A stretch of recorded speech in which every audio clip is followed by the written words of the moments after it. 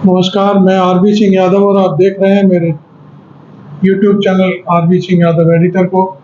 आप आज हम अडानी पर जो चर्चाएं चल रही हैं देश में उसको लेकर बात करेंगे और इसके लिए मैं भाई रवीश कुमार के साथ आपको ये सारी चीज़ें दिखाऊंगा कि चल क्या रहा है कोल इंडिया पर, कोयले के ऊपर। कोयला बाहर से आता है, यहाँ करके उसके दाम कितने हो जाते हैं, ये सारी चीज़ें सबका खुलासा रवीश करेंगे और मैं उस पर टिप्पणी भी करूंगा और आपको सारी चीज दिखाएंगे। सुनिए रवीश को। नमस्कार, मैं रवीश कुमार। गौतम अडानी के बारे में फाइनेंशियल टाइम्स की खबर देखकर एक बात समझ में आ गई, वो यह कि उन्होंने न्यूज चैनल क्यों खरीदा। इसलिए कि जब वे अपना न्यूज चैनल देख रहे होंगे तो इसकी पूरी गारंटी होगी कि उस पर ऐसी खबरें नहीं चलेंगी जैसी फाइनेंशियल टाइम्स ने कर दी। यह वही अखबार है जिसके बारे में गौतम अडानी ने कहा था कि वे फाइनेंशियल टाइम्स जैसा संस्थान बनाना चाहेंगे। बनाने की जरूरत नहीं, जो फाइनेंशियल टाइम्स ने खोजी रिपोर्ट की है उसे ही अपने चैनल पर चला दीजिए, आपका चैनल भी फाइनेंशियल टाइम्स बन जाएगा। बल्कि पिछले 11 महीने में अडानी समूह को लेकर इतनी खबरें आ चुकी हैं कि उनके लिए भी अलग से एक न्यूज चैनल बन सकता है। 11 अक्टूबर को एफटी के 4 रिपोर्टर ने मिलकर एक खबर छाप दी। अब आप इस खबर को देखकर अपना बिजली बिल देखने मत चले जाइएगा, पहले ये वीडियो पूरा देख लीजिए। Tom Macrum, Chris Cook, David Shepherd और मैक्स हारी। अपनी इस खबर में इन चारों ने बताया है कि गौतम अडानी समूह भारत में कोयले का सबसे बड़ा प्राइवेट आयातक है। इस समूह पर लंबे समय से आरोप लगते रहे हैं कि समूह कोयले के दाम को बाजार दर से ज्यादा दिखाता है और महंगे दाम पर बेचता है, जिसके कारण बिजली की कंपनियों की लागत महंगी हो जाती है और आपके घर का बिजली बिल महंगा हो जाता है। फाइनेंशियल टाइम्स का दावा है कि उसने इसका पर्दाफाश करने के लिए कस्टम विभाग के तमाम रिकॉर्ड खंगाल डाले हैं। फाइनेंशियल टाइम्स के अंदर लंदन से छपता है, आम आदमी पार्टी की प्रेस कॉन्फ्रेंस चल रही है। उसके अंदर एक बहुत बड़ा मामला देश में कोयले के इंपोर्ट से जुड़ा हुआ बहुत लंबी रिपोर्ट छापी गई है और डेटा के साथ छापी गई है और उसके अंदर जो आरोप लगाए गए हैं वो उसी तरीके के आरोप हैं जो 2016 में या कहें 2014 से 2016 तक जिन पे काफी चर्चा थी कि अडानी साहब की जो कंपनियां हैं, आम आदमी पार्टी के एमपी हैं, जो कोयला इंपोर्ट करती हैं, हम उनकी प्रेस कॉन्फ्रेंस दिखा रहे हैं। वो कोयला इस तरीके से इंपोर्ट होता है जब वो कोयला एक देश से चलता है, मान लीजिए इंडोनेशिया से चलता है, तो वो 1 करोड़ रुपए का होता है और जब कोयला यहाँ हिंदुस्तान पहुंचता है तो समुद्र में चलने के कारण वो कोयला 2 करोड़ का हो जाता है। और ये जो बीच का मुनाफा है उसका किराया वो कुछ ऐसे मिडलमैन कंपनियों के पास जा रहा है जो कंपनियां ज्यादातर अडानी साहब की कंपनियों के साथ ही काम करती हैं, वो और कहीं काम ही नहीं करती, उनको ज्यादा दिलचस्पी नहीं। छोटी छोटी कंपनियां बिलियंस ऑफ डॉलर्स का कारोबार अडानी साहब के साथ कर रही हैं। ये आरोप इस फाइनेंशियल टाइम्स की इस खबर के अंदर छपा है और बहुत विस्तार से छपा है। हालांकि अडानी ग्रुप ऑफ कंपनीज का जो इसके अंदर बयान छपा है वो ये कहता है कि ये आरोप बहुत पुराने हैं और पुराने आरोपों को ही दोबारा जो है रीपैकेज किया जा रहा है। तो मुझे भी लगा कि आरोप पुराने हैं, सुने सुने लगते हैं, मगर जब डेट्स कंफर्म की हैं तो ये आरोप 2019 से 2021 तक जो कोयले की डीलिंग्स अडानी ग्रुप ने की है उसका डेटा है, ये पुराना डेटा नहीं, ये नया डेटा है। हम इस रिपोर्ट के बारे में विस्तार से बात करने वाले हैं और इसी के साथ रिपोर्टर्स कलेक्टिव की 2 रिपोर्ट और रॉयटर्स की एक रिपोर्ट की भी बात करेंगे। पिछले 1 सप्ताह में गौतम अडानी के बारे में कुल 5 रिपोर्ट आई है। आप जानते हैं या आपको पता ही नहीं चला, क्योंकि हिंदी के अखबार गौतम अडानी की खबरों को हाथ ही नहीं लगाते। ऐसा नहीं है कि इन अखबारों में काबिल पत्रकार नहीं है, लेकिन उनसे अपनी तरफ से खोजी काम भी नहीं कराते। हिंदी के अखबारों का सबसे बड़ा राजनीतिक काम है खबरें तो सारी हैं अपने इनके पास, पाठकों लेकिन को ऐसी छापते नहीं। खबरों की विस्तृत जानकारी से दूर रखना जिससे जनता मौजूदा राजनीति के कारनामे को समझ न पाए। आप ही याद कीजिए, हिंदी के पत्रकारों ने कब ऐसी बड़ी खबर की है जैसे रिपोर्टर्स कलेक्टिव, मॉर्निंग कॉन्टेक्स्ट या कैरवन ने की है, क्योंकि इन्हें ऐसी खबर छापनी ही नहीं है। आप भी जानते हैं कि हिंदी के पाठकों तक अगर गौतम अडानी की खबर नहीं पहुंचेगी तो फायदा किसे होगा। फाइनेंशियल टाइम्स ने कोयले को लेकर जो रिपोर्ट की है, उस खबर को समझने के लिए आपको कई साल से छप रही अडानी और कोयले से संबंधित खबरों की कड़ियों को भी देखना चाहिए। 2018 में कैरवन पत्रिका की नीलिमा एस नाम की पत्रकार ने एक खोजी रिपोर्ट की। काफी लंबी रिपोर्ट है, हम केवल सार संक्षेप ही बता रहे हैं, बाकी आप कैरवन की रिपोर्ट पूरी पढ़ लें। इसे कोलगेट 2.0 कहा गया। नीलिमा ने दिखाया कि सितंबर 2014 में सुप्रीम कोर्ट ने अपने एक ऐतिहासिक फैसले में कह दिया कि इस समय जितने भी कोयला खदानों के खनन की अनुमति है रद्द कर दी जाती है। इस फैसले के बाद सरकारी कोयला कंपनियों और प्राइवेट कोयला कंपनियों की साझेदारियां टूट गईं। कोर्ट के आदेश के बाद सरकारी कंपनियों को नए सिरे से लाइसेंस के लिए आवेदन करना पड़ा। नए नियम के अनुसार प्राइवेट कंपनियों की भूमिका ठेकेदार जैसी सीमित हो गई, मगर इस नियम से सिर्फ एक व्यक्ति की कंपनी को कथित रूप से छूट दी गई, गौतम अडानी की। 2007 में राजस्थान राज्य विद्युत उत्पादन निगम लिमिटेड और अडानी एंटरप्राइजेज लिमिटेड की साझेदारी बनी, जो सुप्रीम कोर्ट के फैसले के बाद भी जारी रही। कोर्ट के आदेश के बाद इनकी साझेदारी खत्म हो जानी थी। यही नहीं, दोनों छत्तीसगढ़ में कोयला निकालते रहे। साथ ही सरकारी उपक्रम को फ्री में कोयला दिया गया था, लेकिन उसे कोयला की कीमत ज्यादा देनी पड़ रही थी ताकि साझेदार कंपनी को फायदा मिले। कोर्ट के आदेश के बाद भी उस समय की बीजेपी सरकारों ने इस पर कोई कार्रवाई नहीं की। इस रिपोर्ट में बताया गया है कि कैसे नियमों को बदलकर गौतम अडानी को लाभ पहुंचाने की कोशिश की गई। इसके हिसाब से तो आपकी बिजली इसलिए भी महंगी हो गई होगी, आपका भी योगदान काफी अच्छा है। खुशी है कि आप बिजली का महंगा बिल खुशी खुशी दे रहे हैं। आपके घर का बिजली बिल क्यों महंगा है, इसे समझना मुश्किल नहीं। मुश्किल है कि आप राजनीति को धर्म से ही समझना चाहते हैं, और धर्म जब भी राजनीति में आता है जनता का घर लूट लेता है। यूपीए के समय कथित कोयला घोटाले को मुद्दा बनाकर बीजेपी सत्ता में आई। अब आते हैं फाइनेंशियल टाइम्स की खोजी रिपोर्ट पर। उसमें भी यही है कि कैसे भारत के लाखों लोगों ने इसकी कीमत 2 गुना 3 गुना बिजली बिल देकर चुकाई है। आप धर्म की राजनीति में इसी तरह डूबे रहिए। एक दिन आपकी एफडी भी कपूर की तरह उड़ जाएगी। उस दिन आपकी खुशी 7वें आसमान पर होगी, ये मेरा मानना है। मैं इसी सुख को हिंदू सुख कहता हूं। 2 साल के रिकॉर्ड खंगालने से फाइनेंशियल टाइम्स को पता चला कि अडानी समूह ने ताइवान, दुबई, सिंगापुर में कथित रूप से ऑफशोर इंटरमीडियरीज का इस्तेमाल किया, यानी एक किस्म की गुमनाम मध्यस्थ कंपनियों का इस्तेमाल हुआ। इनके जरिए $5 अरब के कोयले का आयात किया गया। अगर मुझसे गलती नहीं हुई है तो यह राशि भारतीय रुपए में करीब 40,000 करोड़ से ज्यादा हो सकती है। उस समय बाजार में जो दाम था उससे डबल से भी ज्यादा दाम पर कोयले का आयात किया गया। आप बताइए, अमेरिका में सेब 1 रुपए का मिल रहा है तो आप 2 रुपए में क्यों आयात करेंगे, 1 ही रुपए में करेंगे ना।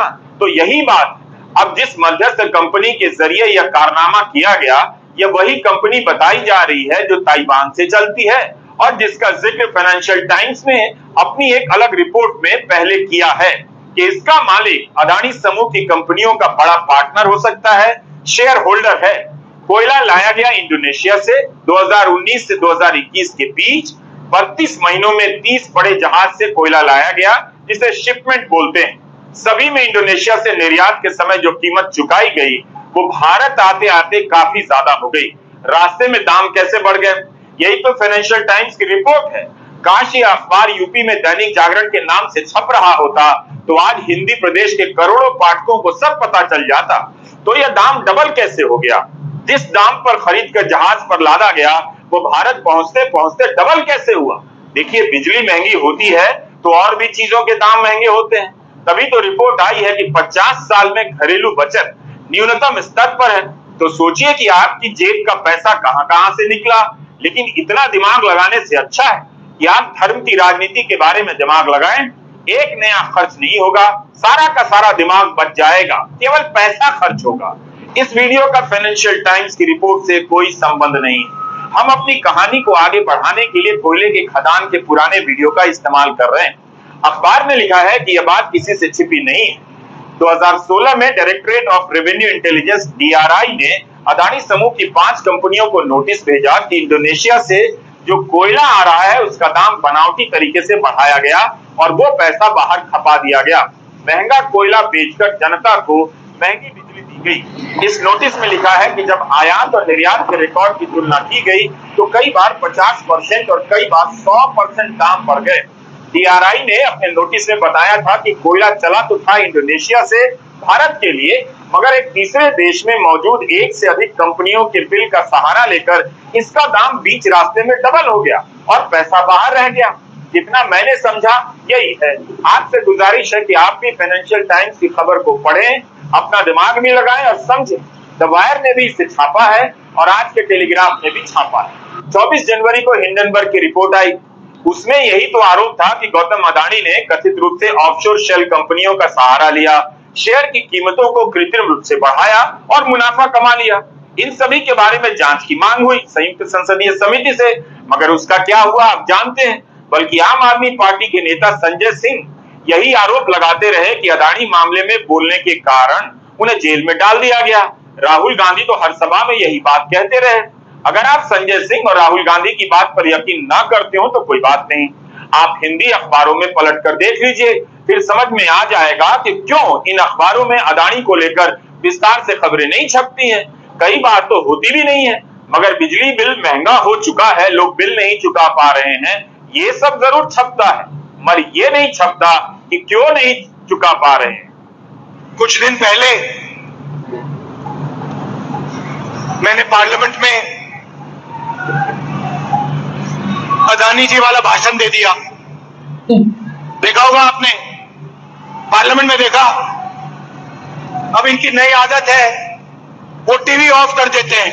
पहले माइक ऑफ करते थे, अब टीवी ऑफ कर देते हैं। तो पता नहीं आप में से सबने देखा या नहीं देखा, मगर बीजेपी वालों ने जरूर देखा। और उसके बाद मेरी जो लोकसभा की सदस्यता है उसे रद्द कर दिया।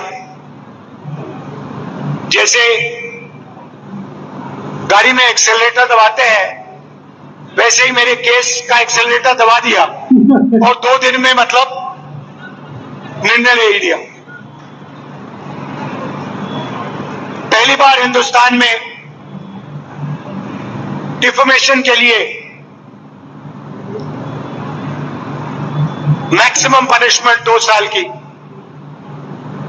मेरी लोकसभा की जो मेंबरशिप है रद्द कर दी। क्योंकि डर लगता है, डर लगता है। जैसे ही 2 चीजें हैं, आप एक काम करो, कांग्रेस पार्टी के बबर शेरों, कोई भी बीजेपी का कार्यकर्ता आपके सामने आए, उसके सामने अदानी नाम ले लो, भग जाएगा।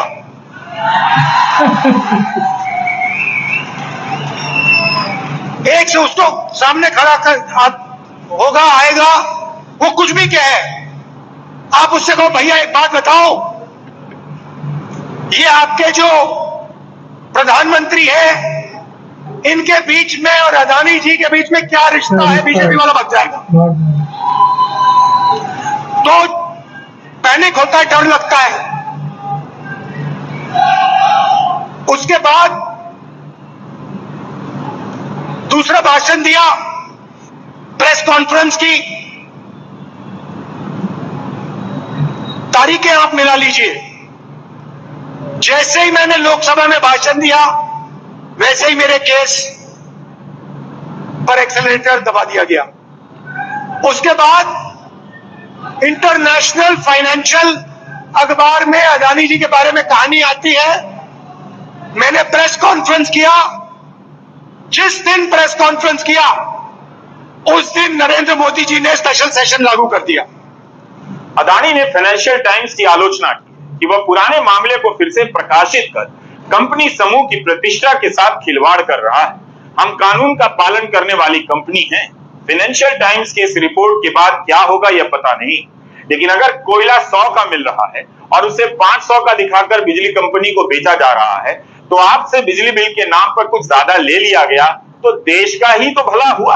अगर यह सही हुआ तो आप सभी का योगदान देश भले याद ना रखे, अदानी जी को याद रखना चाहिए, मगर उन्होंने भी इस खबर का खंडन कर दिया है। इस खबर को पढ़कर यही लगा कि इतनी बड़ी आबादी को वाकई झांसा दिया जा सकता है, बस उसे राष्ट्रवाद और धर्म का खुराक नियमित रूप से देते रहना होगा, और वो मिल भी रहा है। अब हम रिपोर्टर्स कलेक्टिव की 2 रिपोर्ट का जिक्र करना चाहते हैं। यह पत्रकारों की संस्था है जो जनता की आर्थिक मदद से, आपकी सहायता से इस तरह की मुश्किल रिपोर्टिंग करती है।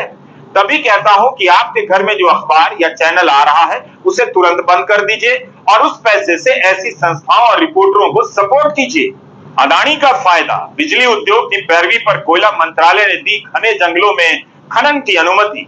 ये हेडलाइन रिपोर्टर्स कलेक्टिव के श्री गिरीश जलीहल की इस रिपोर्ट में बताया गया है कि प्राइवेट बिजली कंपनियों के संगठन की पैरवी के बाद कोयला मंत्रालय ने पर्यावरण मंत्रालय की परवाह किए बगैर देश के सबसे घने जंगलों में खनन की अनुमति दे दी।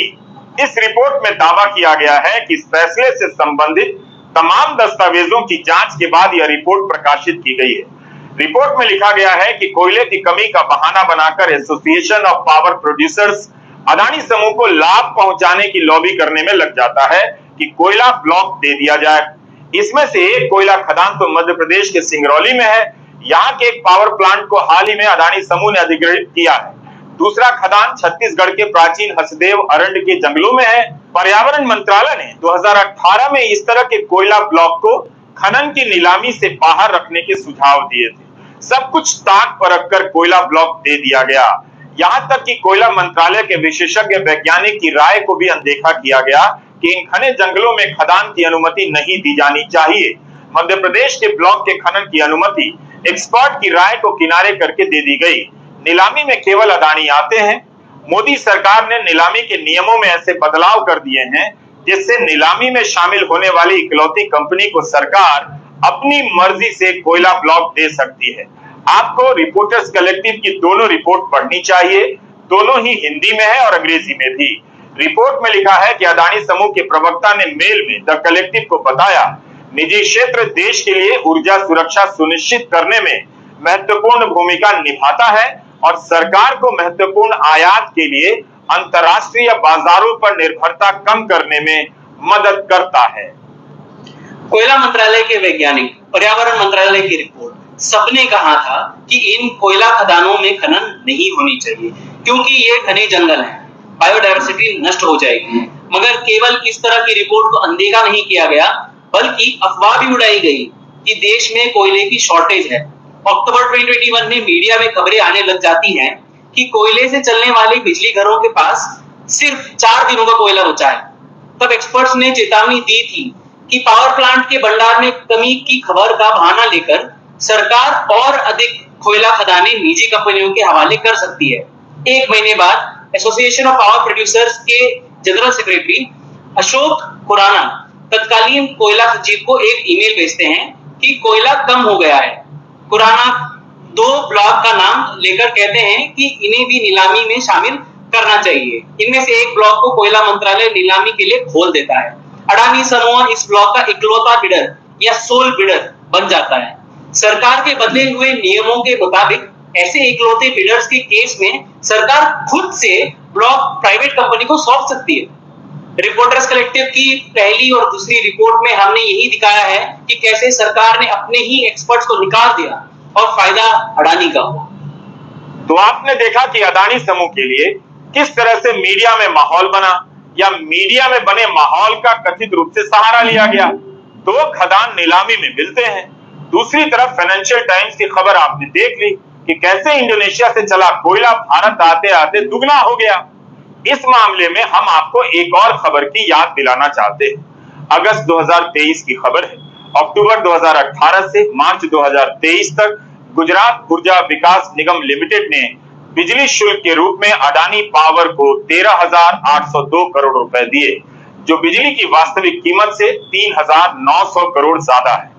दोनों के बीच जो समझौता हुआ उसमें इंडोनेशिया से कोयला आयात करने की शर्त रखी गई और लिखा गया कि अगर कोयले की कीमत बढ़ती है तो अडानी पावर बिजली के भाव बढ़ा सकती है, मगर इस दौरान कोयले के भाव में बदलाव की पुख्ता जानकारी और सबूत दिए बिना अडानी पावर ने बिजली के अधिक भाव वसूल किए, जिसकी रकम 3,900 करोड़ बताई गई। मई 2023 में गुजरात ऊर्जा विकास निगम ने अडानी पावर से इस पैसे की रिकवरी के लिए नोटिस भेज दिया। कांग्रेस ने उस समय इस मुद्दे को काफी उठाया था। अगर सुप्रीम कोर्ट की कमेटी नहीं बनती, अगर हिंडनबर्ग की रिपोर्ट नहीं आती, अगर कुछ लोग आरटीआई नहीं करते तो एक खत लिखते नहीं और 3,900 करोड़ अदानी को गवर्नमेंट के पैसे, और ये भी पावर परचेज एग्रीमेंट के, तो ये पैसे किसके ऊपर जाएंगे? हमारे उन गुजरातीज के ऊपर जिन्होंने भाजपा की सरकार बनाने में मदद की थी। ऐसे गुजरातीज के ऊपर ये पैसे 3,900 करोड़ जा रहे हैं। 13 अक्टूबर को पत्रकार परंजय गुहा ठाकुरता ने रिपोर्ट किया है कि अडानी पावर ने हरियाणा के साथ बिजली समझौते के नियमों का कथित रूप से उल्लंघन किया है। लगातार चौथे साल कॉन्ट्रैक्ट के वादों को पूरा नहीं किया। न्यूज क्लिप मामले में पत्रकार परंजय गुहा ठाकुरता से भी पुलिस पूछताछ कर रही है। तो आपने देखा कि पिछले एक सप्ताह में अडानी समूह को लेकर 4 रिपोर्ट आ गई। दरअसल एक और आई है, रॉयटर्स में जयश्री पी उपाध्याय और कृष्ण कौशिक की है। इस खबर में सूत्रों के हवाले से बताया गया है कि भारत की नियामक संस्था गल्फ एशिया फंड और अडानी समूह के रिश्तों की जांच कर रही है। ब्रिटिश वर्जिन आइलैंड से चलने वाले इस फंड की जांच हो रही है, यह देखने के लिए कि शेयर के स्वामित्व से जुड़े नियमों का पालन हुआ है या नहीं। इस फंड का नाम है gulf Asia trade and investment. यह दुबई के कारोबारी नासिर अली शबान अहली का बताया जा रहा है। अगस्त के महीने में organized crime and corruption reporting project OCCRP की खोजी रिपोर्ट आई थी, जिसमें बताया गया कि इस फंड ने कथित रूप से अडानी समूह की कंपनियों में निवेश किया है। इस रिपोर्ट में लिखा है कि सेबी की जांच पर अडानी समूह ने टिप्पणी करने से इनकार कर दिया। OCCRP की रिपोर्ट आने के बाद अडानी समूह ने खंडन करते हुए कहा कि उसके समूह की कंपनियों में गुप्त रूप से निवेश नहीं हुआ है। जो भी निवेश हुआ है उसका ब्यौरा नियामक संस्थाओं को दिया गया है। सेबी और गल्फ एशिया ने रॉयटर्स के सवालों का जवाब नहीं दिया। 13 अक्टूबर के इंडियन एक्सप्रेस में जे मजूमदार की रिपोर्ट छपी है कि सुप्रीम कोर्ट अडानी मामले की सुनवाई अन्य मामलों के साथ जोड़कर करेगा। अडानी समूह पर कोयले का दाम बढ़ा चढ़ाकर बिजली कंपनियों को बेचने के आरोप हैं। इस मामले की सुनवाई हैदराबाद के एक जौहरी के मामले के साथ की जाएगी। इसी मामले को लेकर फाइनेंशियल टाइम्स ने खोजी रिपोर्ट कर दी। ऐसी तमाम खबरों में गौतम अडानी का या तो पक्ष नहीं होता है, वे जवाब नहीं देते हैं, या फिर जवाब देते हैं कि उनकी कंपनी को बदनाम करने के लिए गलत खबरें प्रकाशित की जा रही और बात खत्म हो जाती है। और ये भी कहा जाता है कि उनकी कंपनी कानून का पालन करती है। 24 जनवरी को हिंडनबर्ग की रिपोर्ट आई। तब से लेकर आज तक अडानी समूह के कथित कारनामों को लेकर अनेक खोजी रिपोर्ट आ चुकी है। हम यहाँ पर सभी रिपोर्ट का पूरा ब्यौरा नहीं दे सकते हैं क्योंकि वो इतनी सारी हैं, पर कुछ मुख्य खबरों को आपके सामने पेश करना चाहते हैं। हिंडनबर्ग की रिपोर्ट आने के करीब एक हफ्ते के बाद 1 फरवरी को फोर्ब्स के पत्रकार जॉन हायट रिपोर्ट करते हैं कि इस बात के साक्ष्य है कि अडानी समूह ने खुद अपने $2.5 अरब के FPO में शेयर खरीदे। फरवरी में ही वॉल स्ट्रीट जर्नल में विस्तार से छपता है कि मॉरिशस की कंपनी क्रेस्टा, एलारा और अल्ब्यूला का अडानी के समूह में पैसा लगा है। इसी बीच फाइनेंशियल टाइम्स, गार्डियन और वायर जैसे मीडिया संस्थान ऑस्ट्रेलिया और श्रीलंका में अडानी समूह को सरकार द्वारा दिलाई गई डीलों के बारे में लिखते हैं। 17 फरवरी को फोर्ब्स के लिए जॉन और जैकमो तोगनिनी विनोद अडानी के साम्राज्य पर विस्तृत रिपोर्ट करते हैं। वे दावा करते हैं कि विनोद अडानी शेल कंपनियों के जाल के केंद्र में हैं। 28 फरवरी के बाद फोर्ब्स के लिए जॉन हायट और जैकमो तोगनिनी फिर से रिपोर्ट करते हैं कि एक नई छानबीन में बात आई है कि गौतम अदानी के बड़े भाई विनोद अदानी उनकी सबसे बड़ी डीलों में सबसे अहम कड़ी। रिपोर्टर्स कलेक्टिव ने अल जजीरा के लिए एक मात्र 2023 को रिपोर्ट की कि सरकार ने अदानी को गोल्ड डीलें करने दी, जबकि उसे पता था कि ठीक नहीं है। 13 मार्च को निहार गोखले और अद्वैत पलेपू मॉर्निंग कॉन्टेक्स्ट के लिए रिपोर्ट करते हैं कि अंबुजा सीमेंट के अधिग्रहण में विनोद अदानी की कंपनियों का हाथ रहा है और अदानी समूह नहीं बल्कि विनोद अदानी अंबुजा सीमेंट और एसीसी के असली मालिक हैं। ब्लूमबर्ग रिपोर्ट करता है कि ईयू में पंजीकरण कराने वाले 500 ऐसे फंड हैं जिन्होंने प्रत्यक्ष या अप्रत्यक्ष रूप से अदानी समूह में निवेश किया। 22 मार्च को फाइनेंशियल टाइम्स रिपोर्ट करता है कि भारतीय कॉर्पोरेट डेटा की जांच से पता चला है कि अदानी समूह का साम्राज्य शेल कंपनियों पर निर्भर है। इस रिपोर्ट में दावा किया गया था कि अदानी समूह को मिलने वाला आधा विदेशी निवेश उन्हीं की शेल कंपनियों से आ रहा है। अदानी समूह इस रिपोर्ट की निंदा करता है और कहता है कि फाइनेंशियल टाइम्स इस रिपोर्ट को वापस ले, मगर अखबार ऐसा करने से मना कर देता है। 26 मार्च को विकास दूत हिंदू में रिपोर्ट करते हैं कि ईपीएफओ के सब्सक्राइबर्स का पैसा अदानी समूह में फंसा हुआ है, क्योंकि ईपीएफओ ने वो पैसा अदानी के स्टॉक में लगाया हुआ है। 16 अगस्त को रिपोर्टर्स कलेक्टिव के श्री गिरीश जलिहल रिपोर्ट करते हैं कि कैसे अदानी समूह द्वारा कृषि कानूनों के खिलाफ शिकायत करने के बाद सरकार बदलाव करके जमाखोरी के नियम में ढिलाई करती है, कृषि कानून लाती है। अगस्त में ही ओसीसीआरपी के साथ गार्डियन और फाइनेंशियल टाइम्स की रिपोर्ट आई। इस खबर में भी अदानी समूह के स्टेक होल्डर और उनके निवेश को लेकर काफी विस्तृत रिपोर्ट हुई है। इस पर आप हमारा पुराना वीडियो देख सकते हैं। 1 सितंबर 2023 के इंडियन एक्सप्रेस में लिखा है कि फाइनेंशियल टाइम्स ने अदानी समूह में निवेश करने वाली ब्रिटिश वर्जिन आइलैंड की जिन 2 ऑफशोर कंपनियों का जिक्र किया है, उन्होंने सिर्फ निवेश नहीं किया बल्कि वे अदानी समूह से जुड़ी हुई। ये बात एक्सप्रेस ने पेंडोरा पेपर्स के समय corporate service provider Trident trust के दस्तावेजों से ढूंढ निकाली थी। इन सभी का अलग अलग समय पर अदानी समूह ने खंडन कर दिया है। 1 दर्जन से ज्यादा अदानी समूह की अलग अलग कंपनियों को लेकर गंभीर रिपोर्ट आ चुकी है।